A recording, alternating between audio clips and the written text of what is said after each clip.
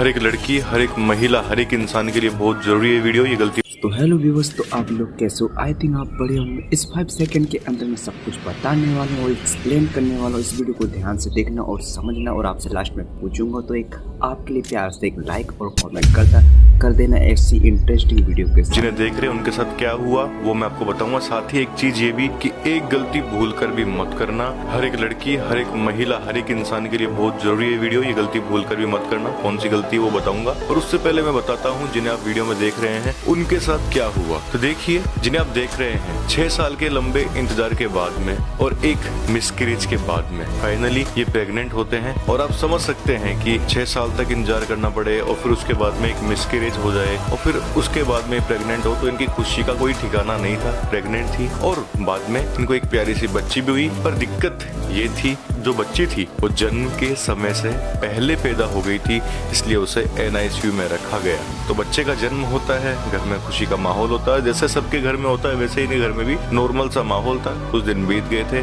पर हुआ ऐसा कि इनको पता चलता है कि इनकी बच्ची को डाउन सिंड्रोम है। और जब वो 2 साल की हुई तब तक वो ना तो चल पाई ना बोल पाई। यहाँ तक कि कई लोगों ने तो इनसे ये तक कहा कि जब एक बच्चा तुम्हारा ऐसा है तो एक बच्चा और होना चाहिए। और देखिए, जो बच्ची थी उसको इन सभी का सामना भी करना पड़ा।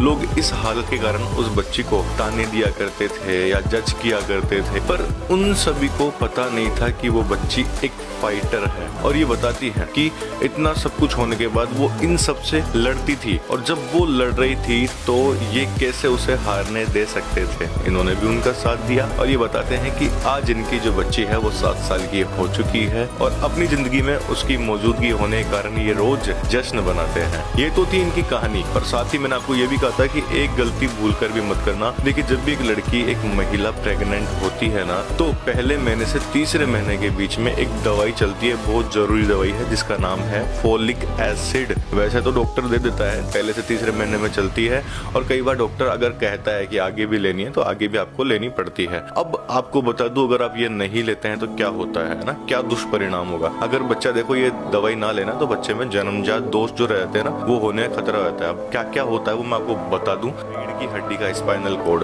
उससे जुड़ी कोई बीमारी हो सकती है। देखिए, उससे जुड़ी कोई प्रॉब्लम हो सकती है। दूसरा, मस्तिष्क से जुड़ी, मस्तिष्क का विकास नहीं हो पाता है। तीसरा, ऑटिज्म नाम की बीमारी का खतरा बढ़ जाता है। चौथा, जब बच्चा जन्म लेता है तो उस समय बच्चे का वजन कम रह जाता है। और आपको पता ही होगा कि जब बच्चे का जन्म होता है उस समय अगर वजन कम है तो बच्चा जीवन भर थोड़ा कमजोर रहता है। तो इसलिए अपने बच्चे को जरूर ये दवा दें। तो इस जानकारी के लिए कमेंट में थैंक यू लिखना, और जो बच्चे की मैंने कहानी बताई उस बच्चे के लिए कमेंट में गॉड